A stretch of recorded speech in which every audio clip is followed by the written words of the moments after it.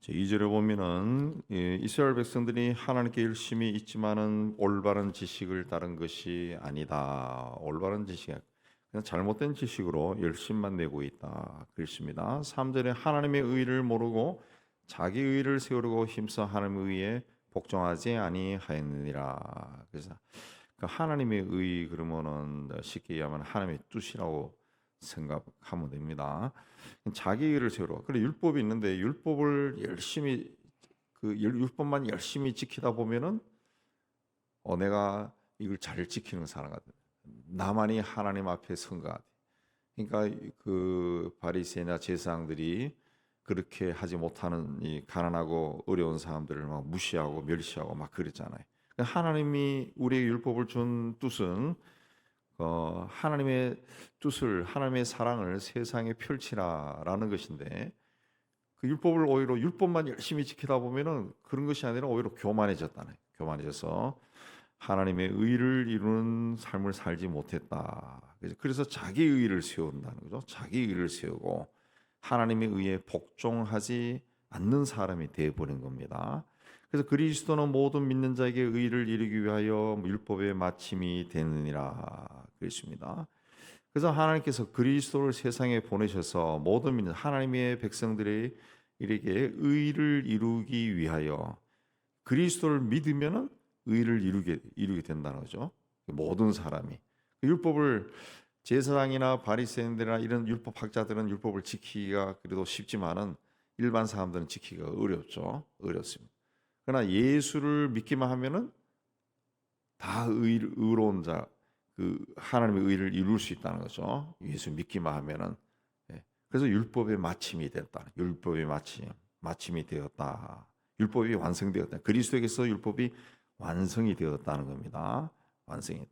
예수는 의롭게 사셨습니다. 그러므로 그분을 믿고 따라가는 사람도 의로워지는 겁니다. 의로워지는 거예요. 그래서 이 의가 뭐냐 했을 때 정의로운 삶을 사는 것이 아니라 죄를 멀리하는 겁니다. 죄를 떠나는 삶이 이 의입니다. 의. 성경에서 의는 죄의 반대어다. 그렇게 생각하면 됩니다. 죄의 반대어다. 그래서 모세가 율법으로 말미암은 의를 행하는 사람은 그 의로 살리라 그랬다. 그 율법으로 말미암은 율법을 지켜서 죄에서 떠나고자 하는 사람은 율법을 지켜야 된다는 거죠. 율법을 철저하게 지켜야 그 살게 된다. 그 의, 율법으로 말미암은 의가 이루어진다는 거죠. 그러나 6절에 믿음으로 말미암는 의는 그것이 아니다. 내 마음에 누가 하늘에 올라가겠느냐. 또 7절에 누가 무정에 내려가겠느냐 하지만 내 마음에 누가 올라가고 내려가겠냐. 그러니까 내가 율법을 지켜서 하나님의 의를 이루는 것이 아니라는 거죠. 아니야. 내가 하는 것이 아니다. 믿음으로 말미암는 의는 그게 아니다. 그게 아니다.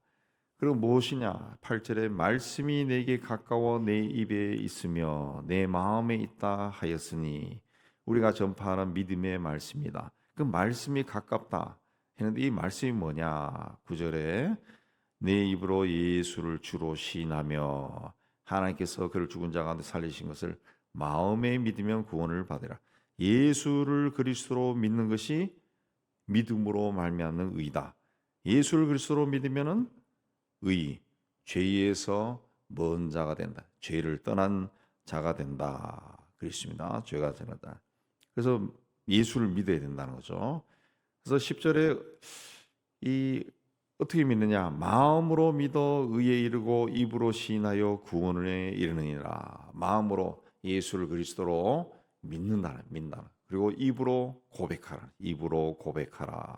예. 그래서 11절에 누구든지 그를 믿는 자는 부끄러움 당하지 아니하리라. 의로운 자가 된다는 거죠. 예. 그러니까 유대인이나 헬라인이나 그런 그리스도 앞에서는 차별이 없다는 거죠. 누구든지 주의 이름을 부른 자는 구원을 받는다. 그렇습니다. 구원을 받는다. 그래서 14절 이하에 보면은 이제 믿지 않는 사람을 어떻게 부르겠느냐, 듣지 못한 사람을 어찌 믿겠느냐, 전파하는 자가 없으면은 어찌 들으리요. 그렇습니다. 이제 순서가 이제 거꾸로 되어 있죠. 전파하는 사람이 있어야 들을 수가 있고 들어야 믿는다. 이렇게 되겠죠. 네. 그래서 이 전파하는 자, 그러면 또 15절에 보내심을 받지 않았으면 어떻게 전파하겠느냐 그랬습니다. 그래야 거꾸로 보면은 보내야 전파하고 전파해야 들을 수 있고 들어야 믿고 이렇게 되는 거죠. 그래서 가장 중요한 것은 좋은 소식을 전하는 자들의 발이 아름답다 그랬습니다. 하나님은 우리가 말씀을 전파할 때 가장 아름다운데 그 말씀을 전파하는 자는 보내심을 받아야 된다. 보내는 자가 있다. 누가 보냅니까? 하나님이 보내신다. 하나님이 보내신다. 그랬어요. 그래서 우리가 누구에게 복음을 전한다라고 하는 것은 하나님이 나에게 그 일을 시키신 거죠. 시키신. 네, 내가 기도하다가 누구 생각이 나고 그에게 복음을 전하고 싶다라고 했을 때는 하나님이 우리에게 그 마음을 준 겁니다. 그래서 그 마음을 소중하게 여기고 그렇게 전해야 되는 거죠. 전해야 되는. 그러면 그렇게 강팍하고 안 믿으려고 하는 사람도 어느 순간에 믿는 그런 귀한 역사가 일어나는 겁니다. 우리 마음 속에서부터 하나님이 그 마음을 주는 거예요. 주는 거예요. 예. 그 16절에 그 누가 우리가 전한 것을 믿었는가? 17절에 믿음은 들음에서 나며 들음은 그리스도의 말씀으로 말미암았다. 예. 들어야 믿음이 생긴다는 거죠. 들어야 믿어. 무슨 말씀을 들어야? 그리스도의 말, 주님의 말씀을 들어야, 복음을 들어야 믿음이 생긴다. 그렇습니다. 18절에 보면은 그들이 듣지 않았냐? 다 들었다는 거죠. 온 땅에 소리가 퍼지고 말씀이 땅 끝까지 이르렀다. 다 들었다는 거죠. 말씀을 전했다. 예. 근데도 왜 듣지 않는 이 사람들이 믿지 않느냐? 19절, 20절 말씀은 뭐냐면은 이제 하나님께서 백성이 아닌 자로 너희를 시기하게 하며 미련한 백성으로 노엽게 하리라. 예. 내가 나를 찾지 않은 자들에게 찾은 바 되고 내게 묻지 않은 자들에게 나타나오노라. 그 하나님의 백성들이 이방인들을 그 무시했다. 예. 이 19절을 보면은 미련한 자들이라고 무시했다. 무시했는데 그들은 하나님을 몰라요. 그런 하나님을 찾지도 않았어요. 하나님께 구원이 뭡니까라고 묻지도 않았어요. 그러나 하나님이 그들에게 나타나서 그들로 하여금 그리스도를 영접하게 했다. 영접하게. 그래서 그들이 하나님의 백성이 되었다. 그들의 숫자가 점점점 많아지고 그들의 힘이 막 커지고 세력이 막 커졌어요. 그러니까 하나님의 백성들이 그걸 보고 시기했다. 시기하게 하도록 하기 위해서. 하나님은 유대인들, 이스라엘 백성들의 성품을 너무나 잘 안다는 거죠. 이 고집스럽고 자기 주장이 강하고 또 율법을 철저하게 지키면 하나님 앞에 간다는 그런 아주 그 사고방식에 굳어 있는 이 사람들을 어떻게 하면 하나님이 돌이켜 갈까? 그 방법은 이방인들이 이제 하나님의 백성들이 만드는 것이다. 하나님의 백성들이. 그래서 그걸 보고 시기하게 해서 그렇게 했다. 그렇죠? 네. 그러나 또 이스라엘에 대해서는 21절에 종일 내 손을 벌렸노라. 토로기를 하루 종일 팔을 벌리고 기다리고 계신다. 그렇습니다. 이 말씀들에 나타난 하나님 메시지는 또 뭐냐 하면은 하나님이 보실 때 구원이라고 하는 것은 이렇게 중요하다는 겁니다. 굉장히 중요하다. 하나님이 하루 종일 팔을 벌리고 그 패역한 백성, 이 하나님의 이스라엘 백성들이 돌아오기를 기다릴 정도로 이 구원은 굉장히 중요하고 또 이방인들에게도 구원의 손길을 뻗쳐서 그들을 구원해 주실 정도로 이 구원이 굉장히 중요하다. 예. 우리 인간에게는 어느 순간에 다 죽음이 찾아옵니다. 어느 순간에 그 죽음이라고 하는 것은 세상에 살고 있는 모든 인간이 이 당할 수 있는 가장 큰 시험이라고 그러죠. 가장 큰 시험. 예.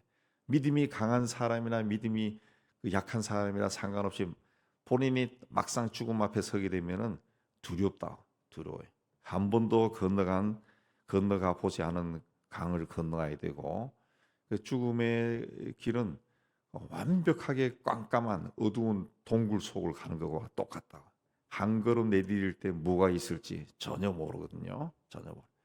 그래서 그 죽음의 길을 그 시험을 통과하기 위해서는 그 믿음이 필요한 것이 믿음의 눈을 떠야 어둠 속에서도 빛을 보고 어둠 속에서도 한 걸음 한 걸음 디딜 수가 있어요.